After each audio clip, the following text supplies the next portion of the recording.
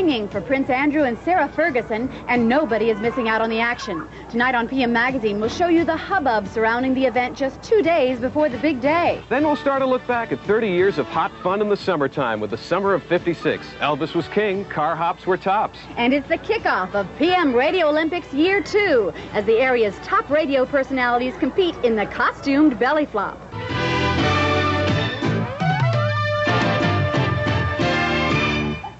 Tonight we are co-hosting by committee, as I'm here with the guys from WMAS, winner of last year's PM Magazine Radio Olympics, all set to start Year 2. You bet. Yes, sir. You ready for tonight's belly flop competition? Yes. No. Well, we're going to hit the belly flop, so to speak, in just a moment. But first up, we're going to take a look at the royal wedding. As you all probably know, Prince Andrew is ready to tie the knot. It'll be a catered affair. Yeah, there'll be a few people there, I think. I wasn't invited. You weren't invited? No. Oh, but you can get in on all the hoopla. Watch the preparations right there.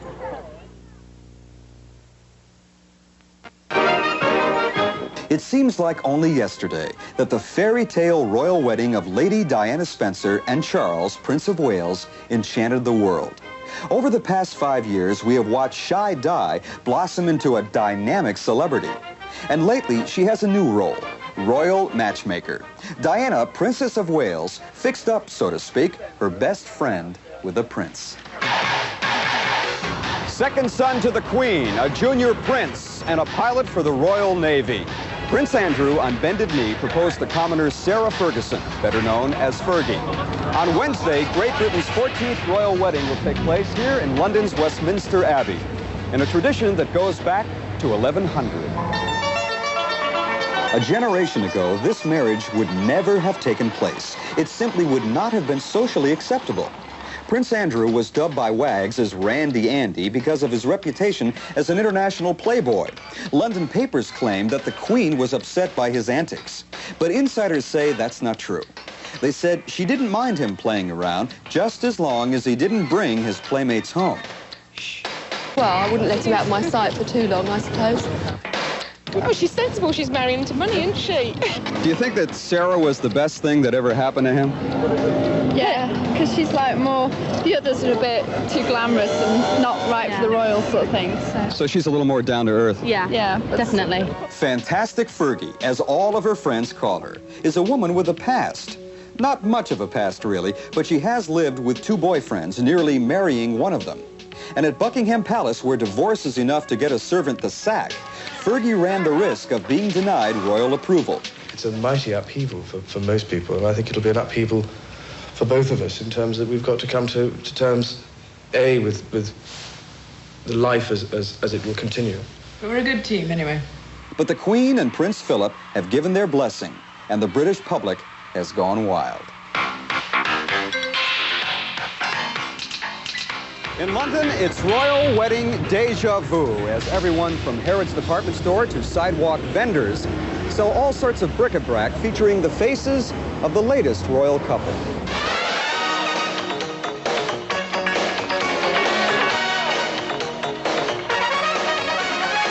Londoners not lucky enough to have an invitation to the wedding can watch the procession as it travels to Westminster Abbey.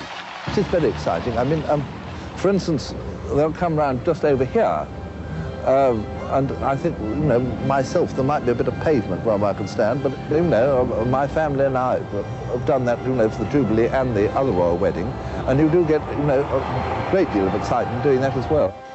Depending on the weather, the bride will ride in the glass coach or open landau, and the prince, with his mom, will ride from Buckingham Palace in carriages accompanied by full escort.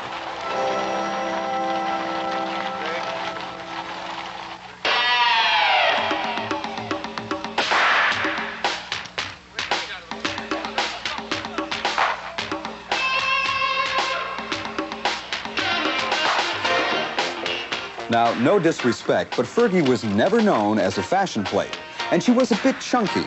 But Diana came to her aid by putting her on a salad and cottage cheese diet, so Fergie would fit into her silk gown. By the way, the diamond and ruby engagement ring that the prince gave to Fergie cost him £25,000. That's about $38,000 in US dollars. Well, her life, yes, I think it will change as much as she wants to. I mean, the most extraordinary thing, I mean, she's absolute natural.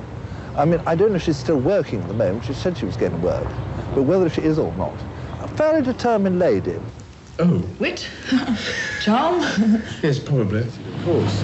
I think she's absolutely wonderful, so I'm biased. So soon there will be two respectable royal couples who can party and polo together. The Queen is happy. Britain is happy.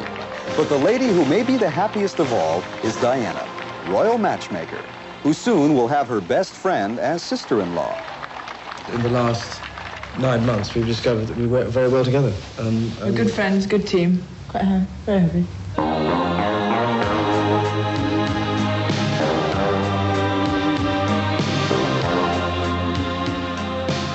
Good show.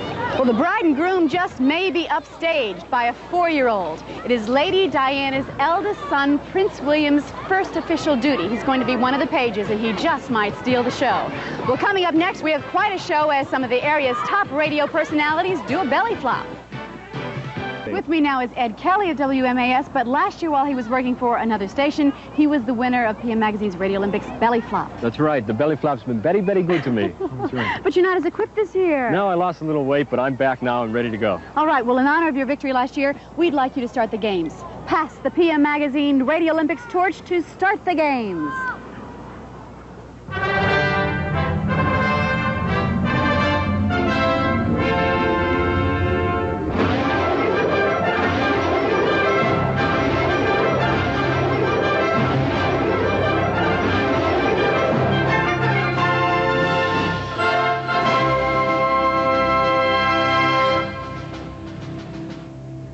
Welcome to the PM Radio Olympics Year 2. It's time again for personalities from Southern New England's favorite radio stations to compete in our silly summer games. The team with the most points after our week of 4 events will win the coveted PM trophy and $500 for their favorite charity. WMAS will win again because we're going to cheat. We're at Beachland Pool in West Hartford for the first event. Backed by popular demand is the Belly Flop Cannonball competition. The judges will be looking for splash, smack, and proper attire. Total impact is the key here. We get hot, we're going to blow our tops. The athletes bellying up to the pool for this event are from WDRC, Sebastian, Diane Novak, and Ken Gilbert. I have no idea what's going to happen in this one. I'd take the 5th. And a couple of quarts, too, if you have. From KC101, Tony Tersey being coached by Jim Cruz. As you can see, I taught him everything I know about bellies, but he learned nothing about flopping from me. Tony. For WICH, it's John London, Bill Reese, and Wayne Genack. From WWYZ, John Seville, Lee Sparapani, and Drew Hastings. We look better than Sebastian this way, so it makes us really credible. We make points for costume. Yeah. From WKSS, Paul Murnane is being cheered on by Kathy Fox and Greg Williams. I'm the relief flubber, and I'm going to go in as is. And from last year's winning team, WMAS, it's Mike DeMambro, Jack Cradaville, and Ed Kelly. See, now, people are saying, where are your costumes? A lot of other teams have great costumes. We're all very emaciated men. Let's show them what we've got. Let's show them. Come on. Show them what you've got. No, wait a minute. Take a look at this again this year. Beachland Park officials judging tonight's competition will award points on a 1 to 9 scale. The team with the most points after 3 rounds of flops or cannonballs is the winner. Splish splash, I was taking a bath.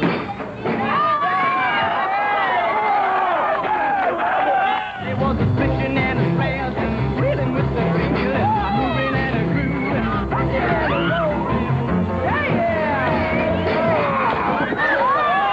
My secret is I'm going to take my chest muscle and just lower it. It's going to become fallen chest muscle. I'm going to expand my body like a jellyfish, and I'm going to jump in the water, and I'm going to just make the water splash all over the place. Splish splash, I was taking a bath. I'm going to hurt myself.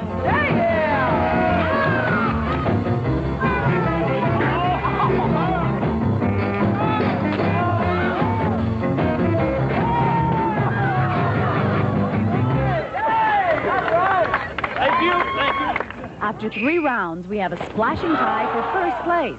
The clowns of WICH are sending Johnny London to the board to try to beat KC101's one-man team, Tony Tersey. Hey, I wish you the best. May the best man or clown win. It's great. All right. This is the way I live all the time. I dress this way all the time. All right, man. I love you.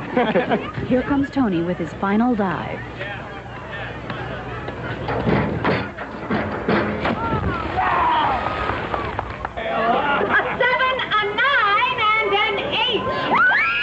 The pressure is on. Johnny London at WICH.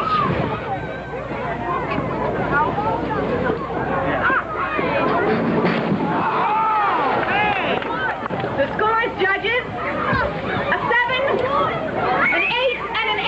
The winner is Tony Jersey W.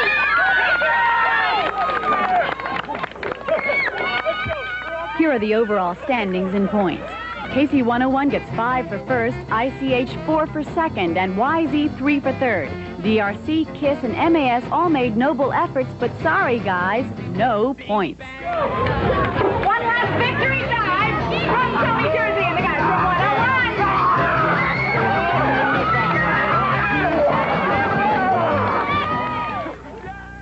101. Next, meet the Vietnam refugee who has become an American success story.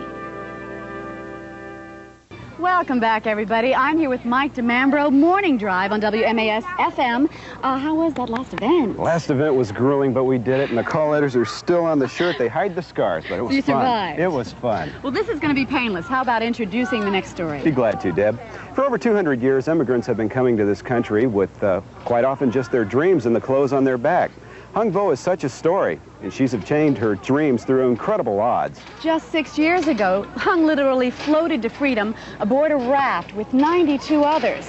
Well, now she has a thriving business in Chicago. It's a story that could only happen in America. Hung Vo, a Vietnamese refugee, sailed to freedom on the edge of death 6 years ago. Her emotional rescue and that of 92 other countrymen was documented by chance when a film crew on board an American vessel happened upon the boat that floated helplessly for weeks. But as hopeless as it all seemed, she was on her way to America. With only the clothes on her back, she held on to a dream and a plan on how to achieve it. First of all, I came here with no English and no money. That's the two things I need to do straight away. If I can't speak English, then I have no money, then I cannot live. The rescue became but a faded memory during her first years in this new land. Working 2 jobs in restaurant kitchens, she learned enough and earned enough to go to beauty school. Her license was a legal ticket to try out an unusual 1,000-year-old Oriental technique for the removal of unwanted hair in unwanted places she practiced as a professional in Vietnam. She convinced the owner of the first salon she was hired at to test it. Before I do, I put the powder on to showing up the hair and make it slippery. After she powders the area of unwanted hair to make it show up in the light, she then twists thread between mouth and hands, creating a scissors that takes 50 or more hairs out at a time, right down to the root. The more you do, the less it's gonna grow, and the hair's gonna grow away eventually. And later, you only have a fine hair, baby hair, and your skin is very smooth. In keeping with the Eastern philosophy that less is more, her tools are simple talc and cotton thread, imported solely for this purpose from Taiwan. The technique resembles an out-of-control cat's cradle that Hong uses to tie off the unwanted hair that eventually will not grow back. It's a lot different than high-priced waxing or electrolysis, and at first was a shock to Hong's boss. But once clients were introduced to the technique, Hong developed such a following, she decided to take her dream one step further and open a tiny shop of her own.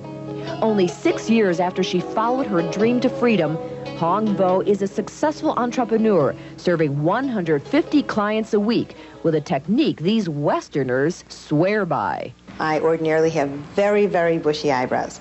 And since I've been coming to Hong, which is about since the middle of February or so, I've noticed that the amount of hair that grows back on my eyebrows is less, and the hair that does grow back is considerably finer. So I'm not plagued as much with the problem of having to tweeze 3 or 4 times a week. I've been coming for almost a year, I think.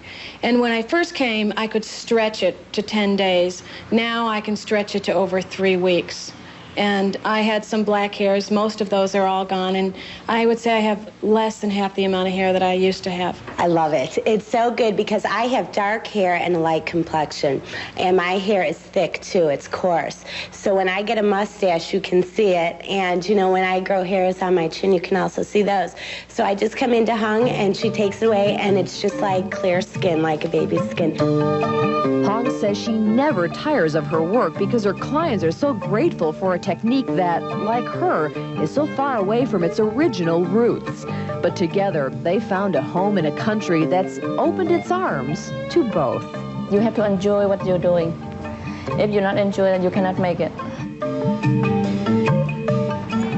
Hung Vo charges $40 to do an entire face. $10 for a lip or a chin. Now, that may seem expensive, but waxing or electrolysis can cost nearly twice as much. Well, when we come back, we're going to cruise into the summer of 1956. Joining me now is Jack Cradaville, Program Director of WMAS. Belly flop wasn't enough. You have to keep partying. I'm ready to go. Summer do something to you? I love summer. Summer's one of my favorite times of the year because you finally get a chance to be outdoors. Yeah, I grew up in Florida, and I'm a real summer person. Do you have a favorite summer in your past? Oh, I'd say, probably 1973, a little more than others. What was playing on the radio? Well, Kodachrome was a big song. It was the first summer I was driving. It was great. A little freedom. Well, all this week we're going to be looking back at the summers of the past, and right now we're going to take you back to the summer of 1956. You know, Jack, the slang expressions used back then were a little bit different. They said words like hip and cool. Teenagers used expressions like hanging loose, using the family wheels, one that's lasted being grounded. Right, and that favorite, calling the drive-in the passion pit. Well, tomorrow night we'll continue our look back at summer. We're also going to meet Busy Bee. On TV's Golden Girls, Dorothy has the roar of a lion, but the real Bea Arthur sounds more like a kitten. Tomorrow on PM Magazine, Bea talks with Marilyn Beck about her shyness and how the show has helped her cope with an empty nest. Then the paddleboat event of the PM Radio Olympics tests the leg power of area radio personalities. And Bob and Dolores Hope share memories of their longtime love affair. Well, thanks, guys, WMAS in Springfield, for helping me out tonight. It was our pleasure. We had a great time. We look forward to the competition tomorrow night in Hershey Lake Compounds. Yeah, how about the paddle boats? You going to do well? We're ready for those. Got some strong legs here? Yeah, you bet. All right. I've been working out. I'm looking forward to it, too. I'd like to thank the folks here at Beachland Park in West Hartford for letting us hang around. I'll see you tomorrow night, so have a nice evening. It's beauty and grace on an international scale.